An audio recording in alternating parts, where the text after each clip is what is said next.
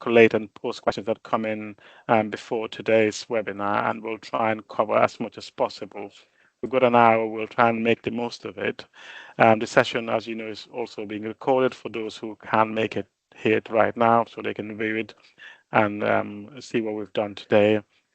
And if you experience any technical difficulties like I did earlier, just let us know and we'll see what we can do. Not that I can help, but I'm sure there will be someone on the call who can help. So without further delay, let me hand over to Tuan, and who will introduce himself, speak, and then also Steve, and then we will have a segment to do some Q&As as well. So Tuan, I'll hand over to you. You can introduce yourself and talk about reverse mentoring. Thank you. Thank you, Simon. The session today is focusing on both Steve and my experience on reverse mentoring. More of Steve experience as I think is the main focus here, because Steve have seeked out reverse mentoring and using that as in making impactful changes to both his personal life as well as in the workplace, and my experience is more about what does it feels like on the other side, being the mentor. Without further ado, I'd like to introduce everyone to Steve Erskine. He's the current chair person at Hampshire Hospital. Over to you, Steve. Thank you, Jan, and it's lovely to see you all on the call today. Couple of things to start with. So what I'm going to talk about is my experience. There will be people on this call who will recognise some of the feedback, some of the information, will have suffered, I suspect, from some of the behaviours that I talk about today. So I'm not pretending I know the answers to anything here. I'm just telling you my experience of reverse mentoring and how I think it benefited our trust and me individually. The other thing is I'm going to attempt to use the technology at least twice. One is to share my screen for a little while, and one is to put something in the chat. My ability to control the technology is about as bad as it can get. So if I suddenly disappear or something else goes wrong, I do apologise in advance. But I had a little practice. It seemed to work okay. But you know what happens. Never work with animals or children. That never a truer saying. So I thought I'd probably start to talk about why did this trust invest in a reverse mentoring program that all board members participated in, and then quite a large percentage of our senior managers as well. Why did we do that? So we looked at our workforce race equality standard data. We looked at our workforce disability equality standard data, and we looked at what our staff survey was telling us. And it wasn't telling us the best story, actually, to be honest with you, about an organisation that aspired to be equitable and create equity for everyone who works for us. The feedback we were getting is that we weren't actually doing as good a job as we could do around that. So some of the things that were popping out were the percentage of senior leaders in the organisation from a protected characteristic background was lower than it should be. People from a BAME background were more likely to enter into a disciplinary process, and we couldn't understand why that was. People from a BAME background were telling us that they were subject to more bullying or assertive behaviour. So there were lots of indicators in our data that were telling us that there was something that wasn't quite right. And the thing that we concluded is that we don't understand why that is.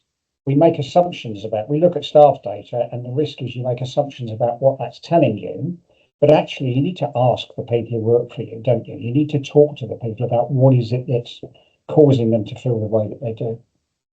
So we ran a culture change program, for people like Hugh and Elvira on the call today, some of you will remember the culture change program that we ran, and that gave us some pretty direct and pretty clear messaging about some of the things that our people will experience that we may not be aware of. And I think in my mind, that made me think about, do we really understand what it's like for our people to work in this organisation? Or are we basing what we think on statistics and data that we receive at board level? So we ran the culture change program and very briefly, that was a program that ran across the whole organisation. We had a number of culture change champions that were embedded in the trust, who were engaging in conversations and interviews from people from every discipline right through the whole organisation, including the board. And that gave us some very direct and uncomfortable, sometimes, feedback. And there were a whole list of recommendations that came out of that the board acted on. And one of those was it would be really good to do a reverse mentoring scheme, because you're not always cited on the cultural difficulties that exist in the organisation and the subtleties that can exist in there. So we went on to have this reverse mentoring program. So this is the point where I'm going to attempt to share my screen just for this one time. And if I can just give it, I don't know, why do people talk to themselves when they're trying to share the screen? That's interesting, isn't it? So I'm going to just try and click on that. Now, can just somebody tell me if you can see what's on my screen? Perfect, yeah. Okay, so that's the first test passed then. So you can see me on the screen there, and you can see Jeminat Oluwatoyin Abdul Salam. And I'll tell you her full name for a very good reason, and I'll tell you why in a minute. Toyin, as she likes to be known, actually what you learn is that she shortened her name to make it easy for us to remember who she was, which is quite a telling comment in itself, actually. So Toyin was my mentor. And I've had two reverse mentorings. One was with a member of the bank community, one was with somebody who's disabled. And they both taught me different things. I'll talk about Toyin for a minute. So Toyin came to this country 23 years ago from Nigeria. She's part of the Yoruba tribe. And she was my mentor. So she walked in my office, and that's what you can see in the picture there. And she stood there and looked down at her feet and waited for me to speak. And the whole behavioural thing that I saw there told me an awful lot about how Toyin felt about working in this organisation, that she felt she couldn't necessarily engage me one-to-one. She certainly wasn't going to sit down without permission, and she was struggling to look me in the eye. And actually, I learned more and more about why that was as I went through the reverse mentoring. So I was very, very aware that, and my advice if you do go into a reverse mentoring program is, if you are the mentee, which I was, you have to learn to shut up. And trust me, for somebody like me who likes to talk a lot, that was a very difficult thing to do. So it's very important to remember that Toyin was my mentor. She was the person mentoring me about what it felt like for people like her to work in the organisation. So rule number one, remember you're the mentee and listen to your mentor. Now, Toyin, it's a very structured program. It was run by NHS England. And effectively what Toyin was doing was talking to me about her experience, giving me homework. I haven't had homework for about 45 years. That was actually probably longer than that, actually.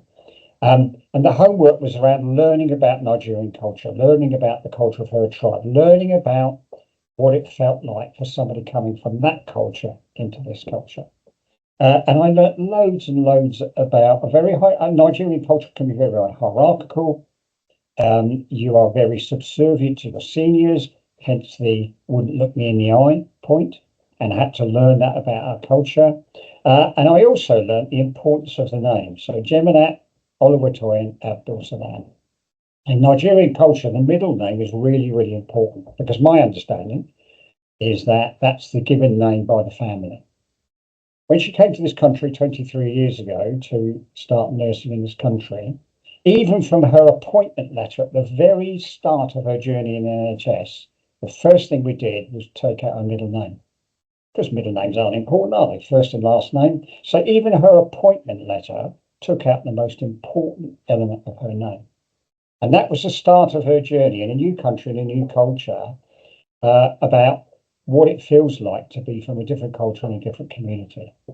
And Toyin talked to me about the glass ceiling she kept bumping into, the fact that she was struggling to get influence in the organisation, she was struggling to get into promotion panels, she was struggling to have her voice heard. And she wanted me to understand how difficult that was for her.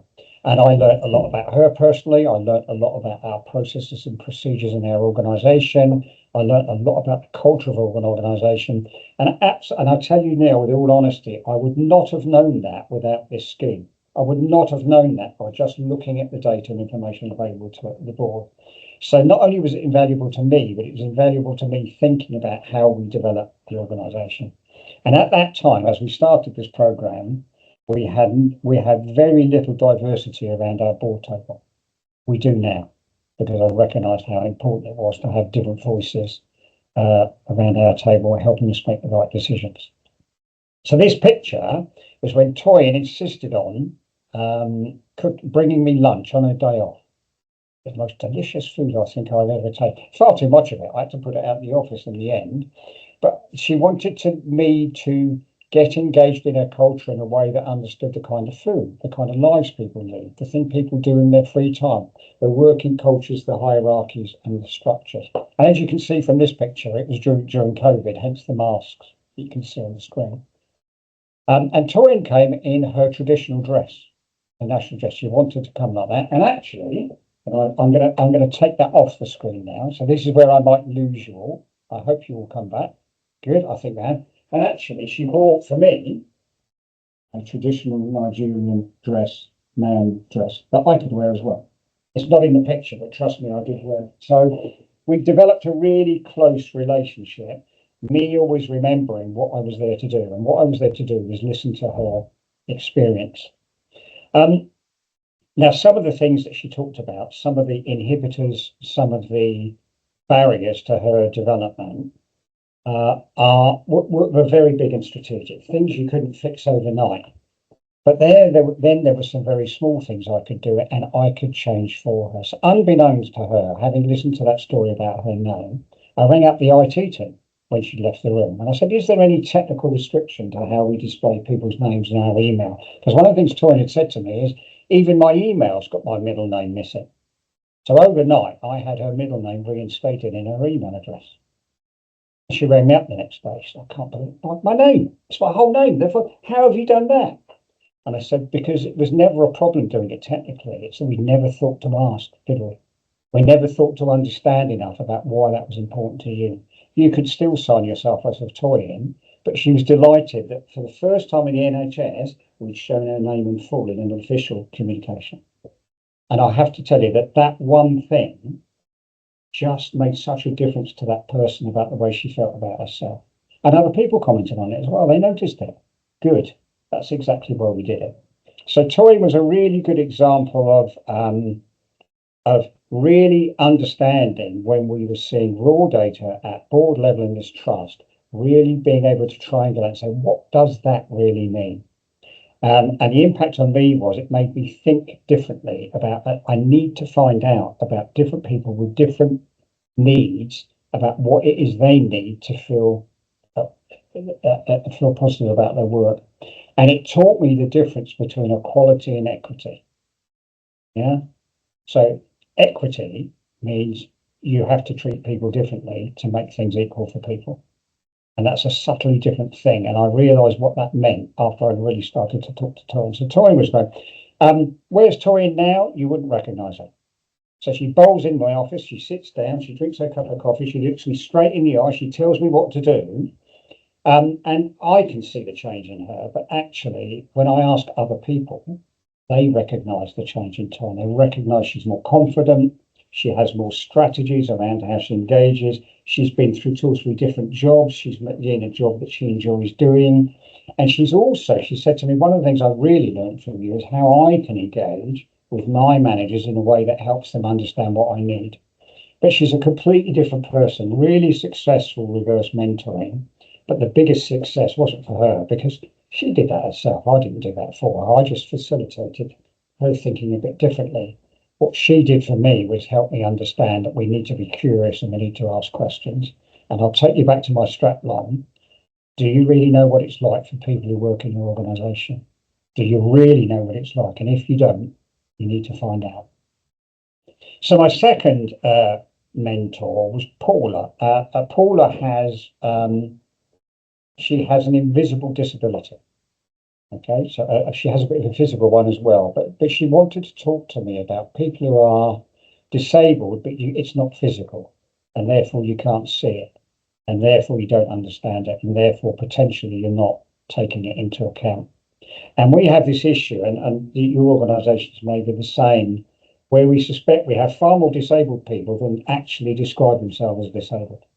We have a mismatch between the two. Why is that? Why people don't want to tell us that? So Paula has an invisible disability. She has a neuro disability, and she talked to me about what it's like. First of all, dealing with people when you tell them you're disabled but they can't see it. That's a really difficult conversation to have. And then how you create an environment where neurodiverse people can thrive.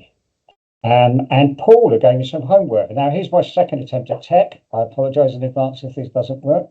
So I've got here, and I've got actions. So I'm going to do a bit of drag and drop into the chat if I can get away with this. I'm not sure. I practiced it earlier and it worked. It probably won't work now. Let me give this another go. Yeah, I'll find a way of putting the links in a bit later on. There's a couple of links to Chris Packham videos. I don't know, most of you will probably be aware of Chris Packham. So Chris Packham is autistic. He's a very successful presenter, and he has had to learn how to get around his disability to be able to present in a meaningful way. And I had absolutely no idea. And there's a brilliant piece of his videos. I'll put the links in a minute, where he's talking to a young girl who's autistic. And I had no idea at all that autistic people do something called masking. And I'm sure some of you who know autistic people or maybe on the spectrum yourself, what masking means. So the masking bit is where I have to mask my behaviour as an autistic person to make my behaviour acceptable to you. So just think about that a minute. I have to take responsibility for masking my behaviour to make it acceptable to you. And there were two autistic people talking to each other, telling each other, "You're masking now, aren't you?" No, yes, we are. And they stopped doing it. And autistic people have they're not stupid at all. What it is they can't control some of their behaviour. So they have to effectively drop out of conversations very quickly. They might have to go away and come back to something. And these two BBC videos are about Chris Packham meeting remarkable people who happen to be autistic, seeing how they develop their skills. Yeah, that's Sanjay. That's exactly the one. I'll put the links in, but that's exactly it. If you want to know about neurodiversity and people with autism, go and watch those videos. You'll find them on the iPlayer. They're brilliant because they just make you realise we're asking people to behave differently for us instead of being curious about that and create an environment where they can be themselves. Because the problem with the masking is the masking doesn't allow you to be yourself and doesn't allow yourself to behave. So I learned loads and loads of stuff from Paula, again, just by engaging with Paula, listening to her problems, listening to what the barriers are to her, but also looking at the stuff that she'd sent me, looking at these videos and really getting to the point of how do we know whether we've got people who are neurodiverse if they don't tell us or don't want to tell us? How do we work? How do we find that out? And once we do know that, how do we make sure that we create an environment where they can be themselves and do the best job they can do? We have a scheme here, and I can't remember the official name of it, but we take people with learning disabilities and we give them work experience in the trust. And we had a young girl who is came to the radiology department to do some support work. She was doing, I think it was 2 mornings a week originally, but was developing her skill and her ability and her personality as part of doing that. But she was hard to manage, and it was hard for her, and it was a busy place, and she was unsure until one day she bumped into a younger girl who was a patient who needed to have a scan, who was also autistic, and was really scared and didn't want to go into the scanner and all sorts of stuff. So this young girl actually went and spoke to the patient. I said, "Don't worry about that. I'm autistic. I know exactly what you're going through. This is what's going to happen. This is how it's going to work." And we managed to get that patient into the scanner. And when she came out of the scanning room, her mum, patient's mum, looked at our member of staff who was holding the teddy bear that the little girl had given her to look after. And she said to her, that's the first time she's ever given a stranger that teddy bear. Right? And now that young girl who's still working with us, now works with us full time, He's recognised as having a skill to be able to engage with people with learning difficulties in really trying circumstances, and he's utilised all the time. Say, could you come and speak to this patient because you're really good at this? Can you come and help us? The consequence for our employee, for our apprentice, is the growth in that person is huge. So when I asked to see her because I heard her story. She came with her tutor and her line manager, and she wouldn't say a word, and it was all through the tutor. After about, I think it was about the fourth meeting, she left, and I said, "I'll tell you what, next time, why don't you come on your own? I'll have a cup of tea." And she did. And just to see the growth in people, purely because we as an organisation recognised the skill sets she had and recognised how to create an environment where she felt less threatened, and the contribution that she made. I can tell you that if you're going to talk to her team, they say she is brilliant at stuff that I couldn't even think about doing. Just examples of where you understand people better and understand, and you can create that positive environment. Thing about the benefits for me. So let me tell you that the benefits for the board of going through this process is we just learnt to be curious and ask questions at the highest level about what's the data telling us. Let's go and find out actually, because if you get your res data and 3 years in a row it says we've still got the same problem, we're not fixing it, are we? We're not doing something right. So at board level, it made us be curious, but more importantly, as we make decisions at board level, we take that into account about how this will impact on people, not just people as a group, but all of the different people that work for us. For me personally, I thought I knew what challenges BAME staff, for instance, might make. I knew nothing really about neurodiversity. I hadn't understood that. And I didn't. I just didn't. So for me personally, the opportunity to listen to brilliant people struggling, to be able to just unlock a bit for them, but to learn personally about just don't assume stuff. Don't assume we know just because we're in charge. We make that mistake all the time. Leadership in NHS makes that mistake all the time. You need to go and engage with people. You need to talk to people. You need to understand. So personally, I've taken that into my personal life, into my family life. And it makes me just almost, if it just does one thing about, okay, so you've thought about that and you've thought about the answer, now think again. Just look at it through a different lens. I found that really, really helpful.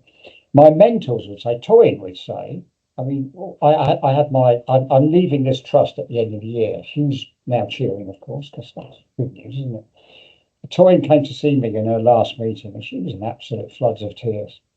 And I didn't upset her particularly, but I just recognised that just having somebody listen to her, there wasn't no magic sauce in that from me, but just having somebody listen to her and commit to try and make this a better place to work helped her in what she was doing. So I hope that the mentors got something out of it as well. Main thing is just, and I'll just reinforce this, you're not the mentor, you're the mentee. Just remember that. All right. And my final point is, and it's the same, I've said it a couple of times and I'll say it again, this is a good mechanism for finding out what's really going on in your organisation in that area. And the question to ask yourself all the time is, do you really know what it's like for your people to work in your organisation? And if you don't, go and find out. Enough from me. I told you I talked a lot. I do apologise. Yeah, Twan, sorry, I should have said the RES is Workforce Race and Equality Standard, and DES is Workforce Disability Equality Standard. They're the two standards that we use within the NHS to measure whether or not we're doing the right things. It tells you a lot of stuff. I'll tell you everything. Thank you so much, Steve. I think I've tried to follow that talk with my own experience. My name is Tuan. I've been working for NHS Finance since maybe in 2000. So it's quite a long time. And only since about 2017 when I've really got involved in equality, diversity, and inclusion agenda. And a lot of it is started in the northwest of England, but then start getting involved in a lot more other networks nationally as well. Now, in 2017, the reason why I mentioned that time is I've also got involved in a smaller group of people. We had chief executive, we had medical directors, we had chief nurse, deputy chief nurse, and in a very probably quite I think it's 12 of us. But what we trying to do is try to influence or making positive changes to this agenda. And the reason for that is because, like Steve mentioned before, a lot of the statistics that we looked at, and going back a lot of years, in decades, particularly one of the senior person in our group, the chief executive, he said, well, all of his NHS career spanning over 40 years, these statistics hasn't changed a lot, and that's the reason why we as a group set out to personally make individual positive changes by getting involved in different network, and unlike Steve seeking out the reverse mentoring, I think I was found, if that makes sense, so to speak.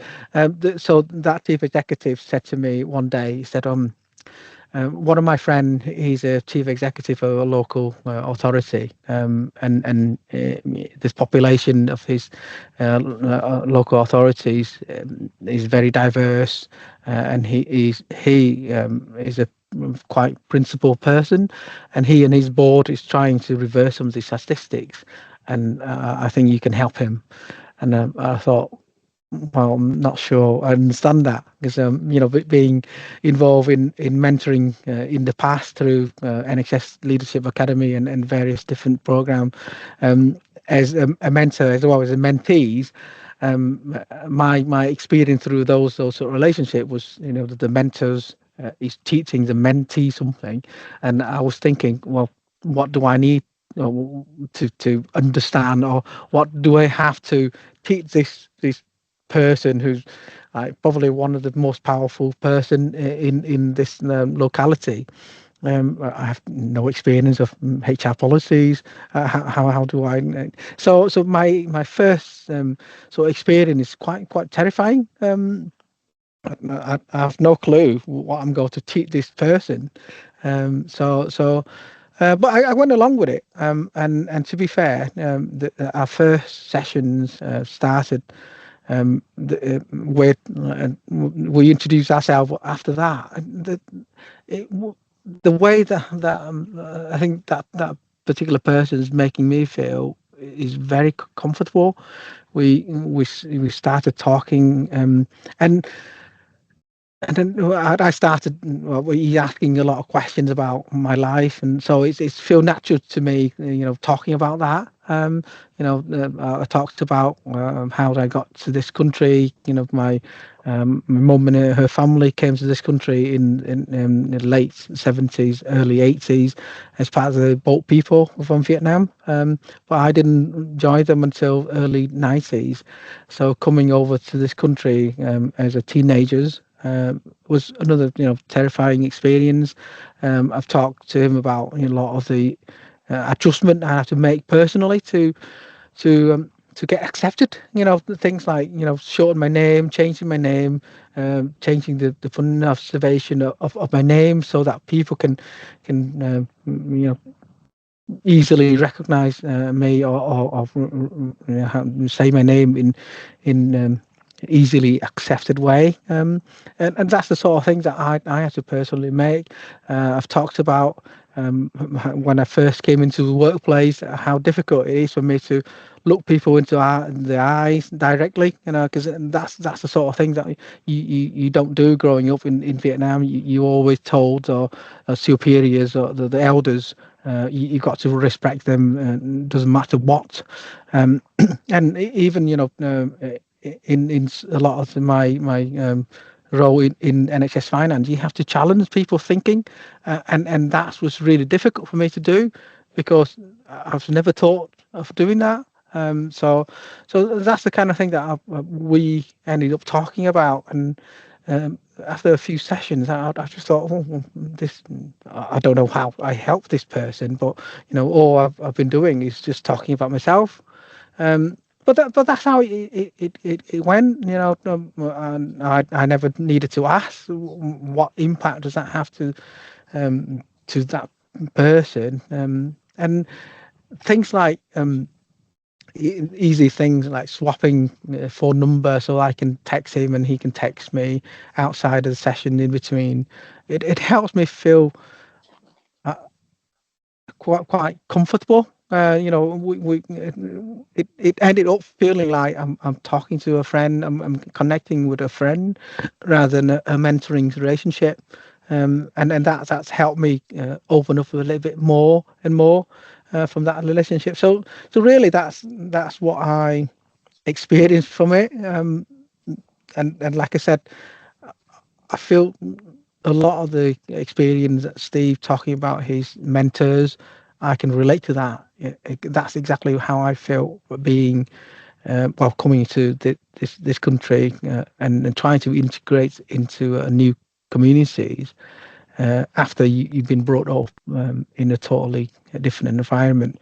It's really terrifying, and a lot of the stuff that I have to adjust myself, I have to really force myself to do. Like, for example, sitting at job interview, you have to look the interviewer in the eye directly in the face, and that was really uncomfortable for me. For a while, and it take a lot of practice to do that, and I'm not sure I'm gonna ever master the job interview, and but I find ways to overcome that sort of barrier, and that's the sort of things that I've been telling, I've been sharing during our mentoring sessions.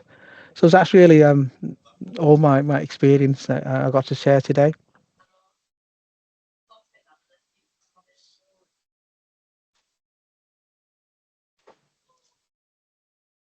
Okay. I believe And Simon may have dropped off because I think he's having some emergency at work. But I don't know if you both can see, Steve, there's some questions in the chat box. I don't know if we want to go through them just to kind of get started. So I'm happy to do that, and then Tanya, if you've got stuff you want to add in as well. So the question about how many leaders are participating in reverse mentoring, is it being tracked or measured? So all of the board did it, and then I think there's probably I don't know the actual numbers. If you'd like to know, I can find out the actual numbers. But there was probably altogether there was 30 or 40 people in the organisation, but certainly all the board members did it. In terms of tracked or measured, I mean, we know who did the programme. It was a formally set up programme, so it comes to a later question as well. So at the beginning of the programme, the mentees also had a session with the person who was running the programme so that they could explain what's expected of you as a mentee. So we had some guidance. We didn't know exactly how it was going to work, but we had some guidance about how we should behave to make it as supportive for the mentor as possible. So it's part of a structured program. What we try and track is, so what differences is that making? So in terms of, I think, Hugh, you asked in your next question, one of the questions asked about have things changed? Yes, they have. We've got more BAME staff in senior positions now. The stats are all moving in the right direction. Nowhere near fast enough, but they are definitely moving. And I now have a trust board that has disabled people on it, members of our BAME community on it, in much greater numbers. And I would say now, if you looked at our board now compared to when we started this whole programme, it is a significantly different shaped board. And some of that is a direct result of us understanding if we represent the community of people who work for us and we represent the community of people that we serve, our board needs to be more representative. Now, you would probably say we could do with one more, I guess, but certainly in the bit that I can control, which is the non-executive director side, we have much greater diversity. And it certainly has made, and in fact, we made a specific commitment in one non-exec recruitment to take, we were looking for 2 candidates with specific skills. We took a 3rd candidate as an associate director, because they came from the BAME community. They were over the bar in terms of capability, so it wasn't done just as a tokenistic thing. We recognised the contribution, and I took that person as an associate specifically because I wanted more diverse views around the board table. And boy, am I glad I did that, because he makes a fantastic contribution, in staff engagement, works with our staff groups really, really well. So yeah, there is absolute. So we track and measure the result of doing reverse mentoring and developing the culture of the trust. Hugh asked a very good question. How did you get to the notion that you are a mentee of